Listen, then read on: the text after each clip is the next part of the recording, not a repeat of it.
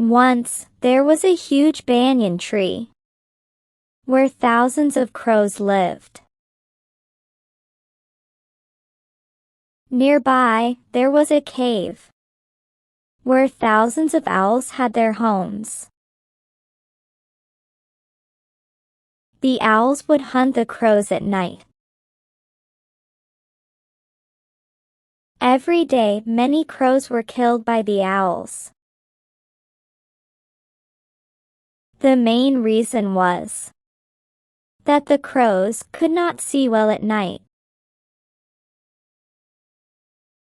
while the owls, being night birds, could see clearly and find exactly where the crows were sitting. The poor crows couldn't fly away to safety in time and became an easy prey for the owls. Soon, the number of crows became much smaller. The king of the crows was very worried about this regular occurrence. He called a meeting to find a solution to the problem. Perched high on his throne of branches, the Crow King spoke with concern to his gathered subjects. Owls are killing our fellows daily. In the night, we can't see well, and the owls take advantage of this darkness to hunt our kin. Tell me, what should we do? After a lot of discussion, the crows finally found a clever idea.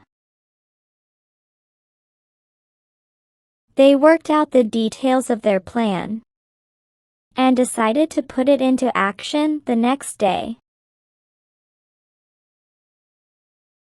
As per the plan, the next day, a drama was staged near the cave of the owls.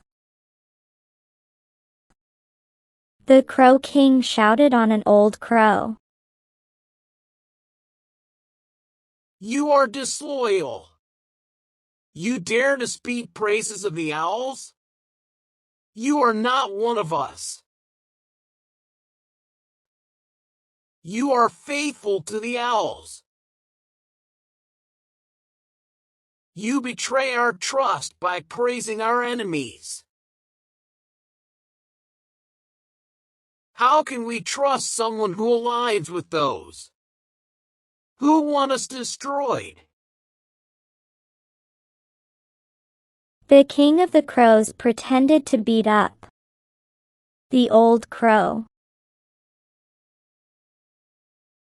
They sprinkled a goat's blood on the old crow to make it seem as if he was injured and bleeding. Then they left him lying there in a seemingly pitiable condition.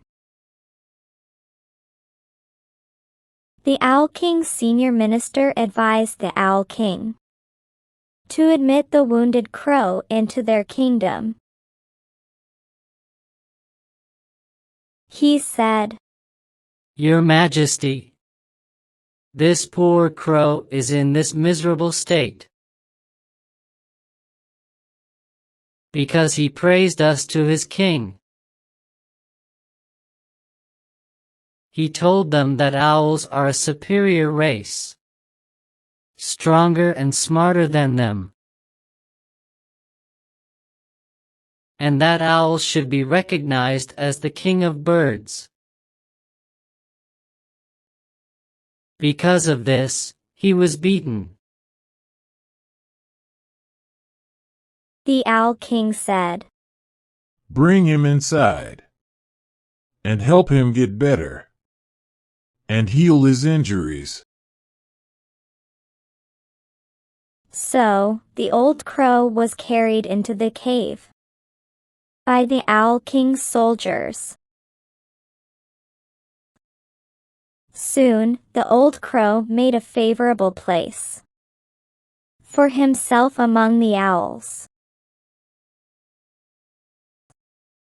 Most of the ministers of the Owl King's court were in the old crow's favor. There were only one or two who opposed him, saying that, after all, a crow is an enemy. But the opposition was quite weak, and the crow continued living with the owls. One day, he found his opportunity and began to put his plan into action. It was daytime, so the owls were unable to see anything because of the sunlight. The apparently injured crow got up. The old crow said to himself, "Now it's time to come in action." And gradually made a pile of 1,000 wooden logs at the mouth of the owl's cave. Then he set fire to the logs. The flames leaped high, and soon the whole cave, including all the owls inside it, were burned down to ashes. Moral: a clever plan can help even the smallest defeat the strongest.